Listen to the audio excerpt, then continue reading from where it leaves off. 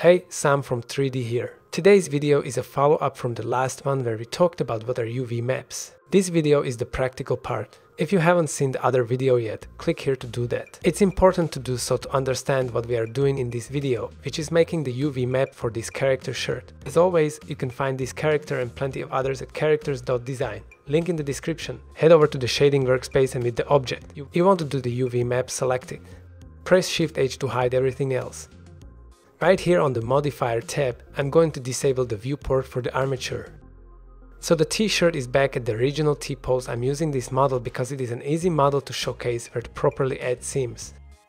Again, if you don't know what are U-verse is, click here to watch the last video. So let's start by coming over here and changing this to UV editor. Now with the object selected, go into edit mode. I'm going to press 2 to select edges, and I'm going to select edges where I feel there will be a cut in a real t-shirt. So I'm going to start by clicking. Hold Ctrl and click again, and this will pick the shorter path. That's an easy way to select seams.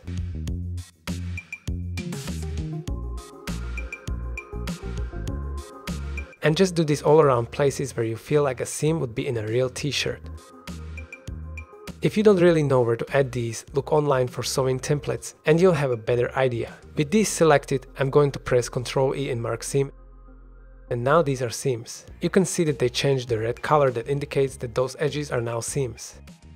I'm also going to add a seam here because they would be there in a real cloth. I want to select the edge that runs right in the middle between these two. And I'm going to do that by selecting the outside loop cut and hiding it. To select the loop cut, press Alt and click on where you think there is a loop cut and it will follow the whole path. I'm going to press Ctrl and plus on my notepad to increase the selection until it's right there, and H to hide. Now I can select this one, Ctrl E and mark seam. To unhide, you're going to press Alt plus H. I'm going to change my layout a little bit by right-clicking this area, join area, and join these two together. That way I have a bigger 3D space to work on. And I'm going to pull this a little bigger. This is our UV layout, and this is the node editor with the material that we made in a previous video. If you don't know how the node editor works, we have a video on it. Just click here to watch it. Now that we added all of our seams, be aware that this line in the middle is also a seam because we are using a mirror modifier. I don't want it, so I'm going to apply it.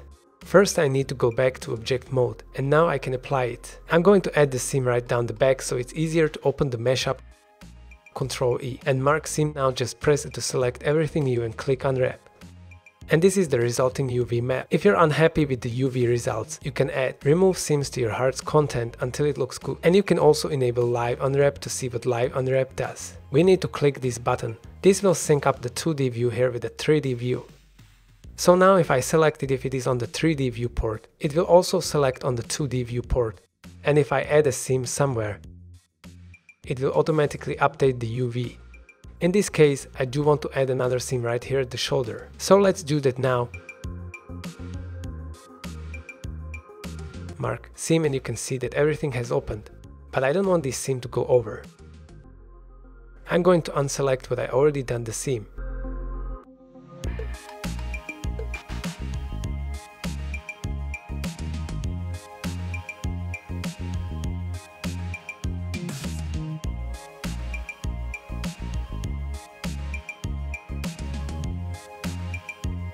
And this is the final result of our UV map.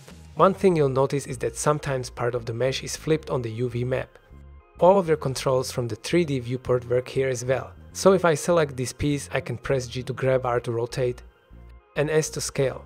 Whether you want to rotate or match with the U-verses depends entirely on the model and what type of texture you're going to apply to it. Let's add one of those checker U-verses to see how the UV is looking on the model itself. On the node editor, press Shift plus AE.